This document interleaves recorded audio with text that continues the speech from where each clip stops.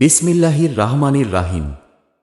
আজ আমরা অত্যাচারী ফেরাউন হজরত আছিয়ার উপর চালানো অত্যাচার ও নির্যাতনের বর্ণনা দেব ইনশাল্লাহ।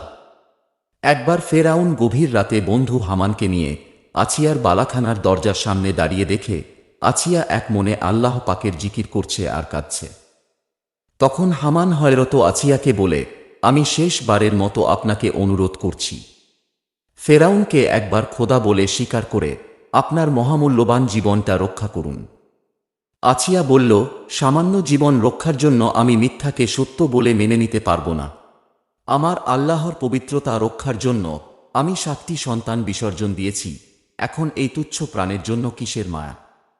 ফেরাউন বলল, আছিয়া তুমি আমাকে একবার খোদা বলে স্বীকার করো, নইলে তোমাকে এই দুনিয়া থেকে চিরতরে বিদায় করে দিব।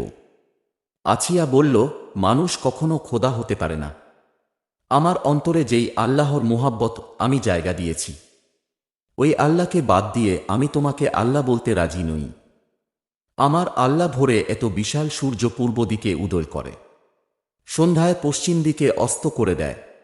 তুমি পারলে সূর্যটাকে পশ্চিম দিকে উদয় করে আর পূর্ব দিকে অস্ত করে দেখাও। এই কথা শুনে ফেরাউন হামানকে বলল, আমি আর এই অবাধ্য নারীর কোনো কথাই সহ্য করতে পারছি না। তুমি একটি হাতল ও পেরেক নিয়ে আসো। অতঃপর আছিয়ার 2 হাতে পেরেক মারল, তারপর একটা তক্তায় হাজার হাজার পেরেক মেরে তক্তাটাকে চিৎ করে শুইয়ে দিল। আছিয়ার দেহের মাংস ফেটে রক্ত পড়তে লাগল, তবুও ঈমান ছাড়বে না। আছিয়া শুধু আল্লাহ আল্লাহ জিকির করতে লাগলেন। ফেরাউন রেগে বলল, একে আমি তিলে তিলে শেষ করব। ফেরাউন হুকুম দিল আছিয়ার মাথায় ছুরি চালানোর জন্য। জল্লাদ যখন আছিয়ার মাথায় ছুরি বসায়, তখন ফেরাউন আছিয়ার কানের কাছে গিয়ে বলে, আছিয়া, তুমি আমার প্রথম স্ত্রী, তোমাকে আমার রাজত্বের অর্ধেক দিয়ে দিব। তুমি গোপনে আমার কানে একবার খোদা বলো, তোমার খোদা যেন না শুনে। আছিয়া বলে, আল্লাহ পাক মায়ের পেটে 7টা পর্দার নিচে সন্তানের রূহ পৌঁছান এবং সে কোন অবস্থায় আছেন দেখেন। আল্লাহ না দেখার না শোনার জায়গা এই দুনিয়াতে নেই। কিন্তু আছিয়া সত্য ধর্মের ওপর পাহাড়ের মতো অবিচল অটল। ফেরাউন দেখল কাজ হয় না, স্ত্রী ফিরে আসছে না তার দলে। সে বিশেষ লোকদের সঙ্গে পরামর্শ করে আছিয়াকে হত্যার আদেশ দেয়। ফেরাউনের সৈন্যসামন্ত তার হাত পা বেঁধে উত্তপ্ত সূর্যের নিচে ফেলে রাখে।